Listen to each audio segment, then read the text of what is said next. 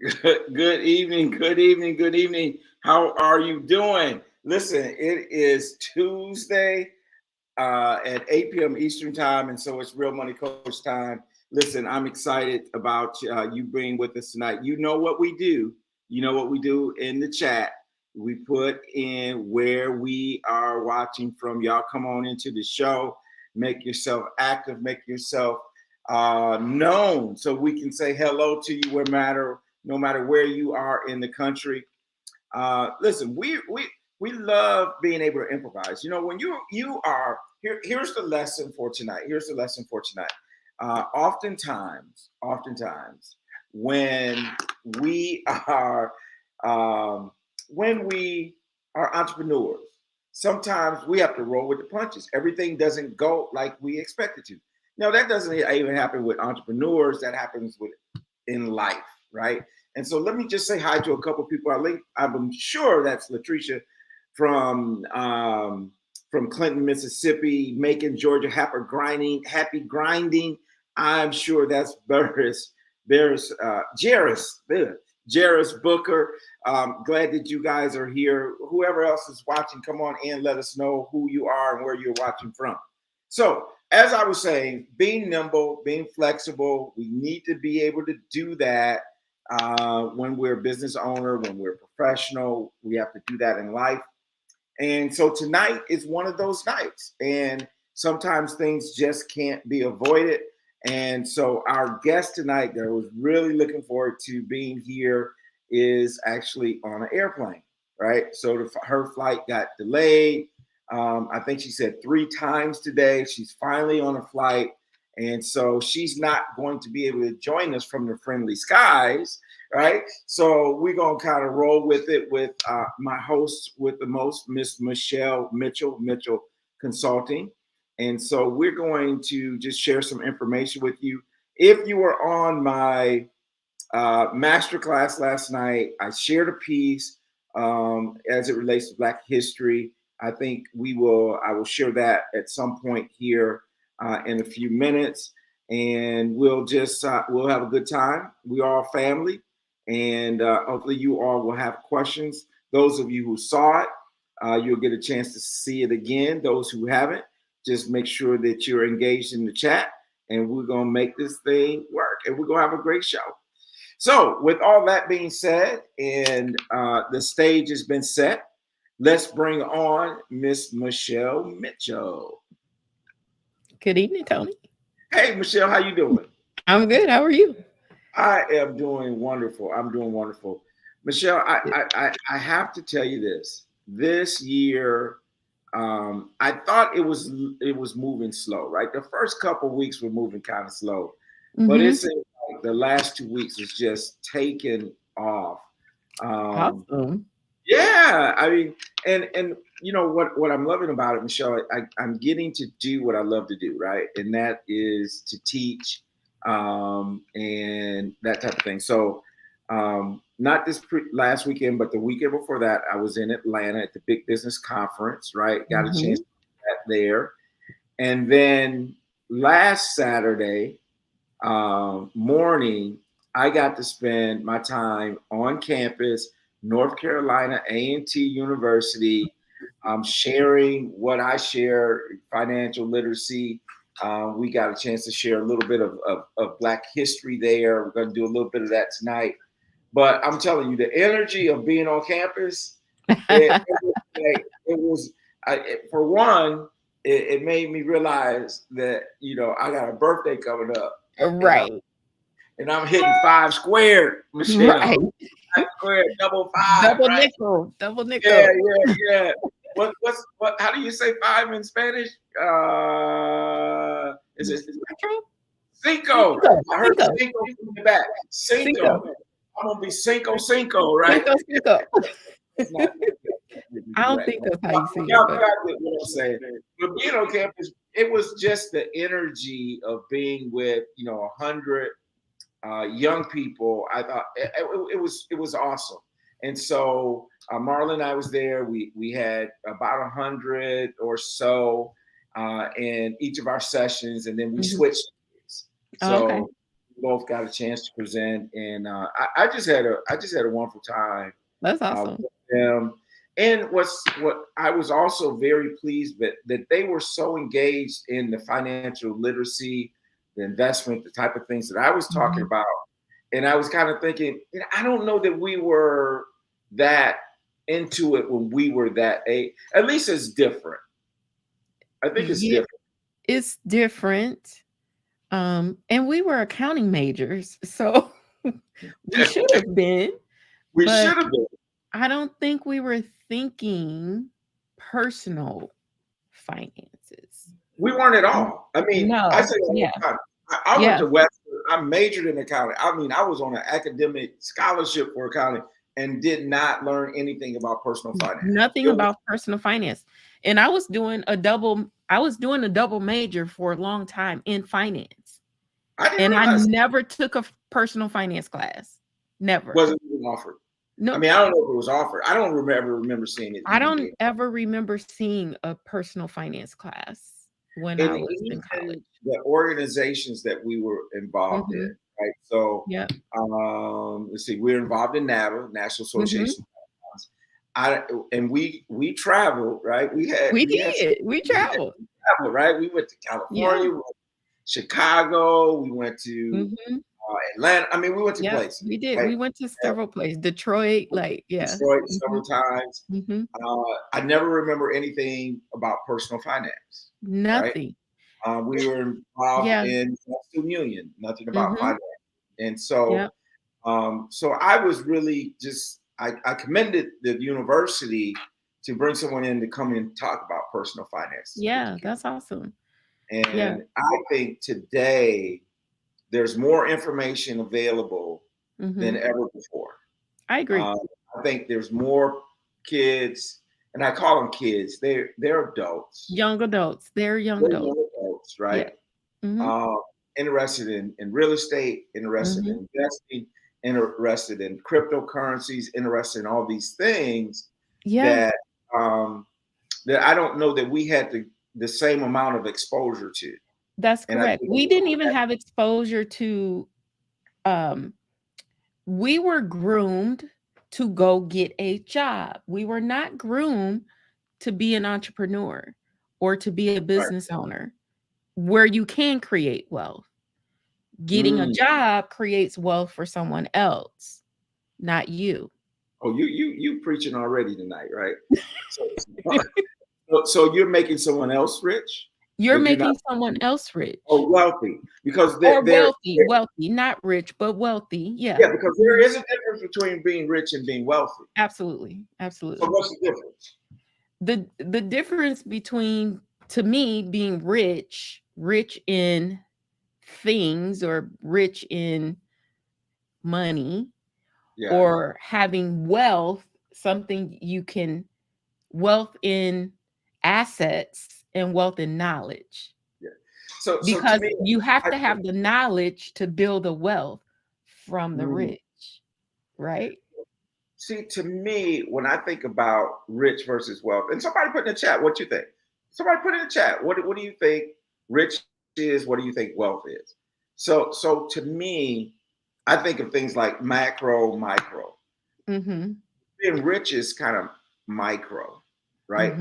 It's short term. It's short term. It's quick. It's quick, right? Yeah. It's like I make a lot of money, right? Rich means I make a lot of money. Wealthy means my money makes me money. Yes. Yeah. And so it's everlasting. It's everlasting. It's not quick. It's everlasting. So I've never heard somebody say, I want to create generational rich. Right. Because it's not designed to be that. No. Right. It's designed to be, here and now, Yeah. Versus wealth means longevity, right? Generation through generation. Deuteronomy, right? Wise man leaves inheritance for his children's children. That's wealth. And so just very interesting. But so I think the exposure that they have now and as dangerous as some things could be, like the internet, Mm-hmm. Social media. At the Mm-hmm. same time, there's some education that can happen there as well. Yes. And so I think we get the good with the bad, the risk with the reward. So I think that's part of it. But I was really quite excited. I was really geeked up to do that. That's Um, awesome. yeah, the kids was great. So TJ happened to go with me. Of So course. he's an Aggie, Yeah. alumni, of course. Um, and so yeah, it was a great time. It was a great time. So Good. that was my weekend. This week, on Thursday night, have the opportunity to present again with Marlon, and we're going to be talking to the National Association of Minorities in Communications. So we're going to talk Mm, about generational wealth. They have 100 people registered for that event. nice. It's live and virtual, so it's Okay. both. So what do you call that? There ought to be a term for when It something's. it should be. It's a hybrid. Yeah, it's a hybrid. Yeah. We ought to frame We could or coin a make a term, word. Yeah, a create a word. term for virtual and in person, right? Yeah. So Uh, looking forward to that as well. So, yeah. and this is what I know about my good friend. You got some things going on right now. Yeah. Um, Tell us how it's going. Yeah. So it's going pretty good. We have we are launching our Passion to Profit course this quarter. And yesterday I had Q&A session. Like people could just hop on a Zoom with me and ask me questions. And this one lady jumped on and she said, "I don't know how I found you, but I was intrigued with passion to profit. That's what I need. I need to turn my passion into profit." I thought that was hilarious. That's, yeah. I mean, and I think that's just one of the catchiest phrases ever. Turn your passion into profit. So Yeah. I'm sure that there'll be a lot of people that latch onto that for sure. So. Yeah. People need it and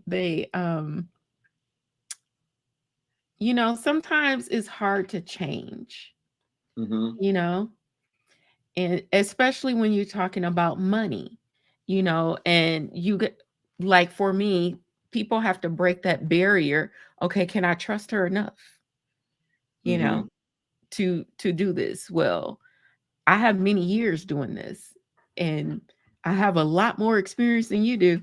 So, The credibility, yeah. uh, credentials, Hmm. they're all there. Yeah. Um, and sometimes we just have to realize too, when we're working with people, um, there is a trust issue, right? It is. Mhm. Um, and I often tell people I don't take it for granted Yeah. that they trust me with whatever it Mhm. happens, whether it's with their retirement or with their Mhm. life insurance or whatever it may be. You know, and so I don't take that for granted. Yeah. And one of the things I do have to tell you, I told Lisa this. I got off an appointment today with someone, and I don't, I just love what I do, Yeah. and so that falls into what you say: turn your passion into profit. I Yeah. mean, I love helping people. I love Mhm. teaching, and just providing solutions. So. Yeah. Yeah, and providing solutions, and we have to stay with people while they're in their transition to to trust us enough, right? We have to nurture them so that when it comes up, because I've referred Tony Jackson to many people. I'm like, hey, you talked to Tony yet? Oh yeah, I'm going to. And sometimes I have to hold their hand, Hmm. like, because I know this helps. I know this works. So you just have to trust me enough and just sign up, get with Tony. That's something Yeah. too, Michelle, that is just so important is that we sometimes loan our credibility to others. Mm-hmm. When you refer someone to me, you're really loaning your credibility to me Yes. because you have the relationship Yes. with Mm-hmm. that person. Mm-hmm. You have all that, and so when you loan that credibility to someone, you want to know that they're not going to abuse your Exactly. ability and that type of thing. But Yes. that's what we do when we give someone a name, when we refer someone, Mm-hmm. we're really loaning our credibility to that Yeah. person that we're referring them to. Mm-hmm. And that's a great reminder of those of us who are on the receiving end of those type of referrals, Mm-hmm. that we do our very best in terms of our due diligence to take care of them the best we can. And so Absolutely. love that. Yeah. Mm-hmm. So Yeah. what else? So that's I You were got saying that going on. in the green room Mm-hmm. about, you were saying something about a business person you talked to today or something. Yes. Yeah. So I had a conversation today with two business owners, and we were talking about help because we both help other business owners. Hmm. And I was asking them, they're in HR. So I'm in finance. So I asked them the question, like, what symptoms do you see in business from business owners that they think are the problems in their business? But you know that there's like there's a different problem that they're not even trying to see because they think that's their problem, so So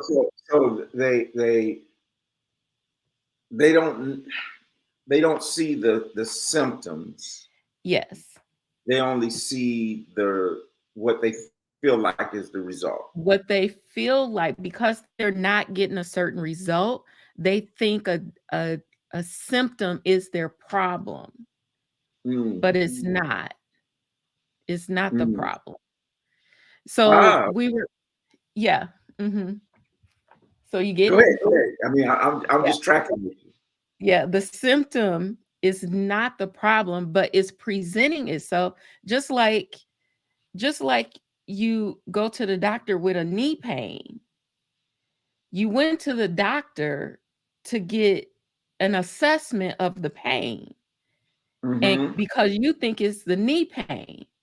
But when the doctor does his analysis on your pain and he finds out, oh, your foot is out of alignment causing your knee pain. Right. I was gonna So say when you got worn over shoes. right, or it could be Right. your shoes, right? That's the problem that's causing the pain. So when they present to us with a pain problem, it is a professional's job to do enough diagnosis, enough analysis so that we can diagnose the real problem Beyond the symptom. beyond the Beyond, symptom, because that's just a symptom of what's going on. It's not the real problem. mm, that's good. Yeah. That's good. So the professional needs to be able to have the depth and the breadth in order to do the assessment to diagnose what the real problem is. Because if you fix the real problem, everything else falls in line. It's alignment. I'm glad this only applies to business. Right. Yeah. Exactly. Yes, right. I mean, hmm but it does. It not only applies to business, it can apply to your finances, can hmm apply to your relationships. I hmm mean, there's a lot of things, your health, there's a Yep. lot of things that could apply to, because we stop too short Yes. of we stop at the symptom without getting to the cause. Exactly. Yes. And that takes, like you said, analysis, takes digging a little deeper. hmm And oftentimes, what happens, Michelle, and the important thing that you said is you go to the doctor. hmm Well, many of us are having symptoms, but we don't go to the doctor. True. So what we do is we try to cover up the symptom Mm-hmm. when really it's the cause that needs to be. Like the symptom is I don't have any money. So I Right. think the medicine for not having enough money is to make more money. Right. Exactly. Medicine. But Yes. that ain't really the cause of me not having no money. No, it's not. Yeah. That's good. That's That good. that's exactly it. We could But drop yeah, the yeah, stop the show on that. I know, right? But what do people do? What do people do when like they think they know what the solution is because they went to the Googler. Mm. Mm. Google the answer to all things, right? Google's the answer to all things instead of going to the doctor. So the Yeah, doctor can tell you what the real problem is. right, right. They try to take a shortcut. I'm on Google, my knee hurt. Yeah. That ain't gonna provide How no many solution. times, okay, audience, how many times y'all done went to the Googler to see what your problem is when you don't want to make a doctor's appointment? Right, right. Well, Yeah. and I think too, that is kind of a one of those situations. As you were saying that, I was started thinking about telemedicine, Mm-hmm. right? Where you're doing a Zoom because Mm-hmm. that's become popular now because Yes. in COVID and that type of thing. But you may not really get a feel for what's really going on Right. through that. So Right. somebody said, I'm a Googler, right? I'm a Googler. I'm on Google, I'm on research, I'm gonna do all of that. Whoever that is, I am too. But Yeah. I also know when to seek out professional help. Mm, You know what I'm saying? So I'm a Googler first, and I'm a YouTuber. I'm like, oh, I can learn it on YouTube instead mm. of calling the electrician. Right. I'm gonna see if Well, I can do it myself. I don't mess with nobody electricity. I mean, there's very little I'm gonna do with some electricity, but you're right. I mean, and sometimes you have to Google, right, in Hmm. order so that when you get that professional, you have something to balance it Yes. against, something to hold it against, to make sure Hmm. that what you're doing is credible, Yes. right? Hmm. And Um, I'm not saying not to use those tools because they are good tools in their place. right, right. Yeah. But it's always good to have something where you can get some checks and balances, right? Yes.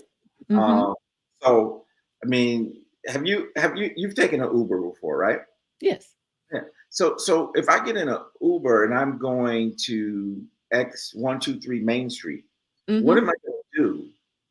I'm gonna I'm gonna put it in the maps in my phone Thank you. because that's a check and balance to make sure this Uber driver It's going in the right direction, right? where I'm supposed to be going. Hmm. And there ain't nothing wrong with you checking. Say, hey, hey, are you going this way? You Right. know. And so, and if they're good, they'll tell you. So Hmm. it's always good to do your own research and have some checks and balances in place Absolutely. and that kind of thing. So very interesting, very Yeah. interesting. So Michelle, what I think I'm going to do is I'm gonna show a little bit. Obviously, I'm not going to do the whole presentation that I did at NCAT, but I'm just going to show a little bit of the front part of it that has to do, in particular, with Black history, Hmm. since this is Black History Month, right? It And is. there's a whole lot going on with Black History Month, right? Because Yes. we got the situation in Florida, we got Mhm. all sorts of things, and I forgot there's the State of the Union address tonight too. I don't even know what time it Oh, comes. yes, that is tonight. I know it comes on tomorrow, so I'm gonna have to watch a little bit of it so I can address it on the radio tomorrow. But it's just Black History Month, and we need to we need to remember a couple things. Yes, So I agree. and let me just see. I'm gonna attempt to do this. I'm gonna add it to the stream. There we go. All right. So this was from, yes, we can see that, right? Everybody can see that. Yeah. Mm-hmm. All right. So like I said, it was Saturday, and again up at North Carolina A&T. I'm gonna skip a couple of this. This right here, Wall Street. Mm-hmm. And it was surprising that there was many students who did not know. I think I had one student that actually knew the formation of Wall Street. So in 1711, the New York City Council made Wall Street the city's first official slave market Mm. for the sale and rental of enslaved Africans. So when we think about Wall Street today, and we think about it is the New York Stock Exchange. It Yeah. is trading. Well, our ancestors, enslaved Africans, were the first commodity. That's how they looked at us. That was actually traded on Wall Street. And I don't know if many people know that, but that's serious, right? I mean, That is very serious. know our history. So that's Mm-hmm. the origination of Wall Street. Mm. And then we talked a little bit about Black Wall Yes, Street. we have. There were many Black Wall Streets throughout the United States. Most famously, Tulsa, Oklahoma, Greenwood Avenue, um, and as we know, that was eventually burned down Mm-hmm. uh, for what was a bogus reason. Mm-hmm. And but what we don't talk a lot about is that Tulsa, Oklahoma Wall Street was rebuilt. Mm. And what happened to the second Wall Street? What happened to it? Well, it's this thing called integration that happened, and we stopped supporting Black-owned businesses, and eventually, Mm-hmm. many of the Wall Streets throughout the country no longer existed. And here, I had just named a few of them. Um, Jackson Ward, Richmond, Virginia, Fourth Avenue District in Birmingham, Alabama, Parish Street in Durham, North Carolina, Brooklyn Village here in Charlotte were all Black business districts throughout the United States. And if someone is watching and you know of another, put it in the chat. Someone mentioned last night Auburn Avenue in Atlanta, Georgia. I imagine that there may have been one in Ben Harbor, Michigan, perhaps Detroit. But there were these Black business districts all over the United States. And because at that time we could only do business with one another, right? Right. So that meant that we had to create our own businesses. And in Mm-hmm. Tulsa, they actually were doing better on the Black Wall Street than the rest of the city, right? Mm-hmm. So there was some jealousy in that. And Yeah, so, and just kind of important to kind of know our history. And these are the things that are not being told. These are the that's things that true. are not being shared. Um, and with this movement of not teaching our history. Yeah. And I talked a little bit about insurance. The kind of the Mm-hmm. industry I'm in. John Merrick was the co-founder of North Carolina Mutual Life Insurance Company in Durham. Uh, North Carolina Mutual still exists today.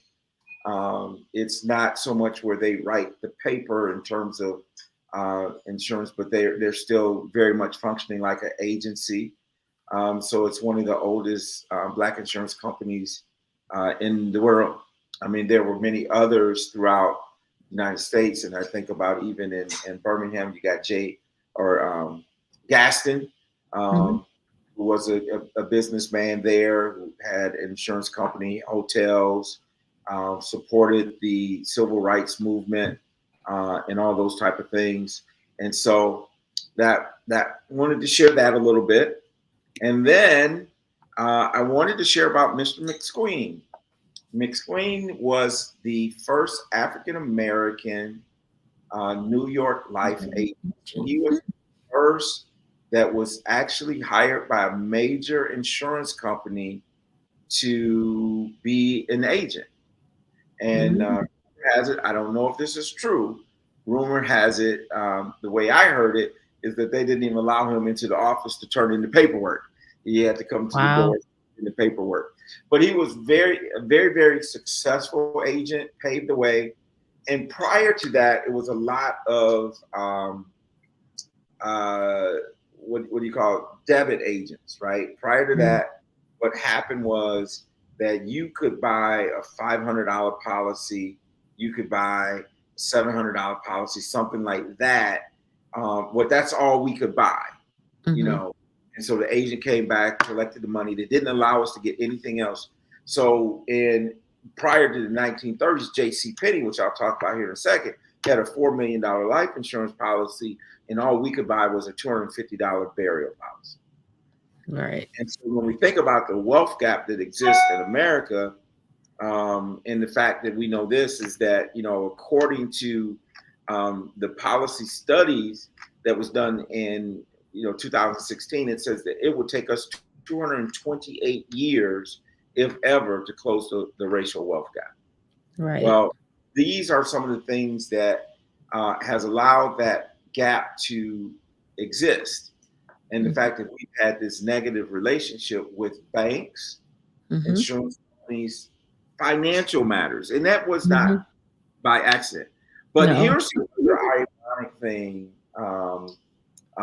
about New York Life. The predecessor to that, the New York Life Life Insurance of New York, they got their start, they got their money by insuring slaves. Mm. So you could buy a policy on the life of your slave so that if they were killed, doing some dangerous activity that they had slaves doing that no one else do, or if they ran away and was killed or whatever, you could buy an insurance policy on your slave through New York Life Insurance. And so isn't it ironic that that would be the first company that years later, a decade later, not a decade, but a century later, would now be the company that hires the first Black agent. Yeah. So interesting. All right. Very. Now, so today, we know life insurance, cash value life insurance in particular, is one of the best strategies for transferring wealth to the next generation and doing it in a very, safe way in terms of market risk, but also as far as taxes and all those types of things to go. So this is what I started with and what I shared with them in terms of opening up the meeting there at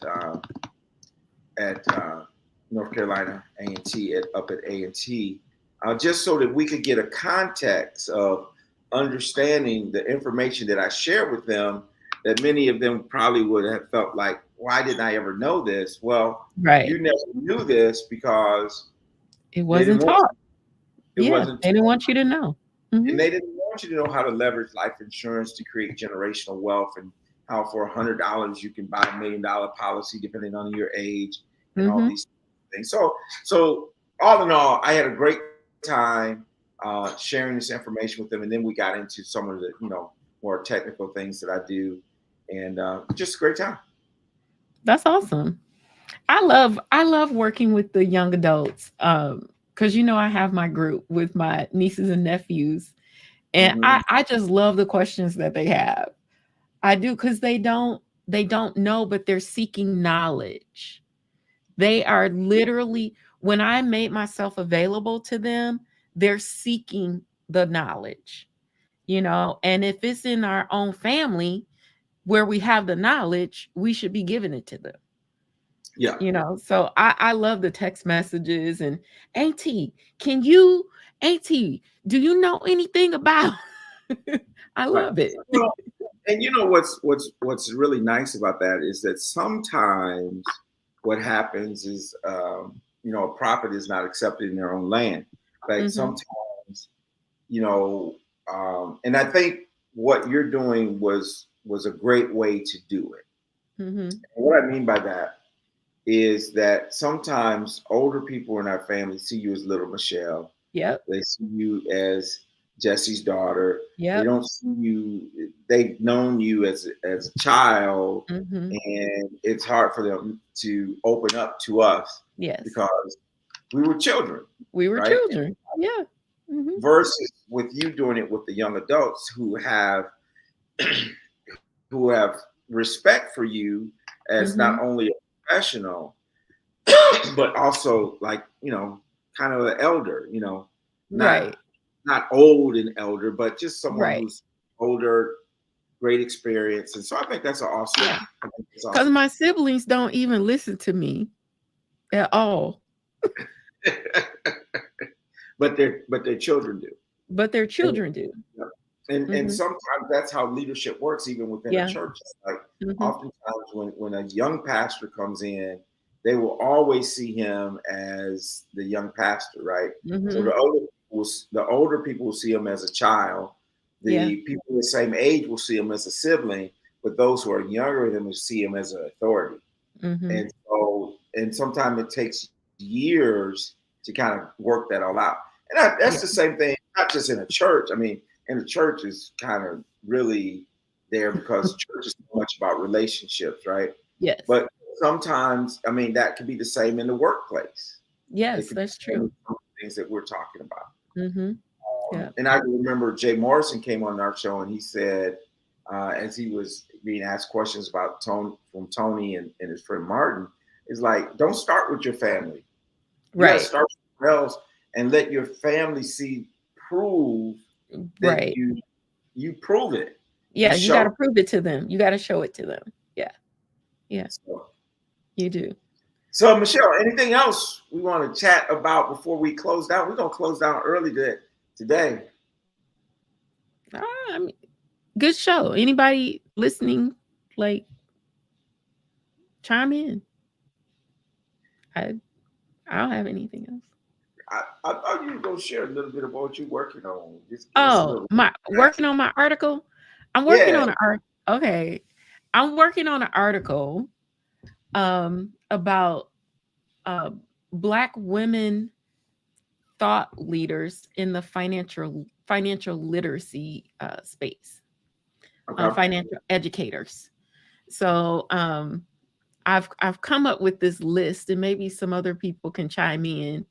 Um, and I didn't want to go way back because I wanted it to be relevant. And I don't know, maybe some of the people have heard of these ladies that I have on my list that I might talk about in my article. And Somebody one said, is Mel. somebody What? said they put in the What? chat. I'm listening. I'm listening. Okay. All right. All right. Like, you still engaged? All right. All right. Well, give me your comments.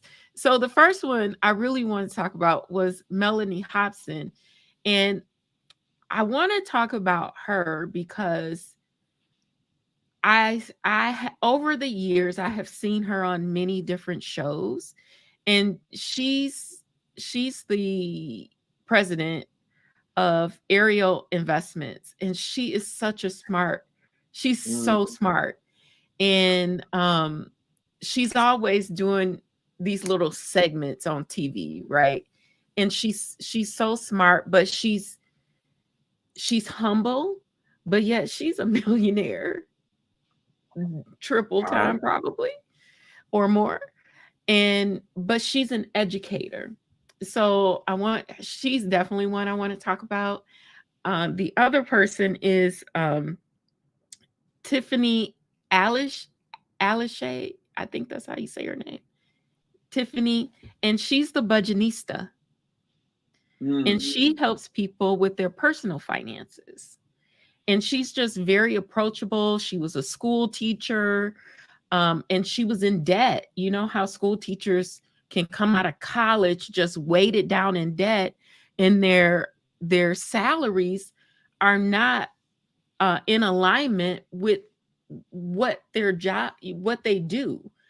So she had compiled a lot of debt, and she's worked her way out of being in debt, and now she teaches others. So she's one that's definitely on my list. This other person, her name is Marsha Barnes. Who was the And second? say it again. Who was the second one again? Tiffany from the Budgetnista. Oh, okay. Yeah. And the other one is Marsha Barnes, and she's the co-founder of the Finance Bar. So I probably want to pick up a couple more to talk about. And for History Month, like, we're gonna highlight these women and the work that they do, and give them some shout outs so people can, I'm trying to do financial literacy education. I just wanted to give some shout outs to some other sisters out there who are doing the same thing, because it takes a village to raise everybody up out of uh, this financial literacy deficit that we have. And I just want to highlight some other Black women who are out there doing the same things that I'm doing, um, to help, raise the tide to lift all the boats Right. up Rising yonder. tide Yes, um, raises all ships. Yeah. yes. Mm-hmm. And one of the things that might be pretty cool if we could make it happen is some of these people um, that Could you come are on the show. mentioning could come on the show. Ooh, yeah. I was trying to find Marsha Barnes. I Marsha put it. Barnes. I put it in the Oh yeah, chat. yeah. The Budgetnista. Yeah. Tiffany runs the Budgetnista like blog and stuff. Melanie Hobson, like, she's, I don't know, she up there. We'll see. Then um let me see. I That was was trying to find Marsha Barnes. Marsha Marsha Barnes, the Finance Bar. Finance Bar. Mm-hmm. So I watched a couple YouTube videos. Whoever said they go to YouTube, I go to YouTube all the time. So I went on YouTube and I started looking up these ladies to see what they had out there, right? Um, Barnes. Finance Bar. yeah, the Finance Bar. Um, and there's some couple of those are the ones that really piqued my interest. Um, Mm-hmm. right off the top when I first started to compile this list. I'm sure there's a few more, and I will um, continue to work on this, not just during Black History Month, but it was a start. I'm like, okay, what can I talk about for Black History in the financial education space? Yeah, that's Mm. good. Yeah, so that's what I came up with. So I'm working on that article, which I'll eventually write and post on my blog and stuff. So, and then Well, I'm gonna awesome. tag them in social media, so maybe they'll follow me. Hey, listen, let's go. Let's see if we can get any of them on the show. Yeah, that would be great. Yeah, Yeah, that would be awesome. great. Well, Michelle, thank you for showing up tonight, and we had a You're great welcome. conversation. And this last part, it was almost like I think we let the viewers almost Mhm. come in a little brainstorm, right? Oh, As you were right. talking, and I was googling them, put them in. It's kind of like a little Tony and Michelle brainstorm that we Yeah. do. Now, usually when we do this, is like when we get together and you Right. guys and you and Tony and me and Aaliyah Right. stuff, we're all together and we sit down and close down the restaurant. They be That's telling us right. when y'all gonna leave. That's kind of when a lot of this happens. Yes, But it I'm is. so able to share that with people watching tonight. So, Yeah. hey, everybody, just remember to join us next week. I know it's Valentine's Day, and I thought my wife had class. I found out she doesn't, so we're gonna figure that out. Uh-oh. But so Mhm. listen, and then make sure you catch me on the radio on Tuesday, or not Tuesday, Saturday mornings, 7:30, Praise 100.9. but you can also get it on podcast. Matter of fact, our guest who was supposed to be here tonight, that was the last podcast that I released. And so I think in some way or another, we'll get her on the show next week for maybe not a full interview that we normally would do, because we're very special. Next week, we have actually Jade Smith, Marlon Smith's daughter, is going to be with us. Going to be talking about a fundraising that she's doing for cancer, along with her grandmother. Marlon's mom is going to be, who is a cancer survivor. And so they're going to share with us. So looking forward to that. Y'all have a great, great evening, and we will see you next week. Have a good night. Good night, everybody.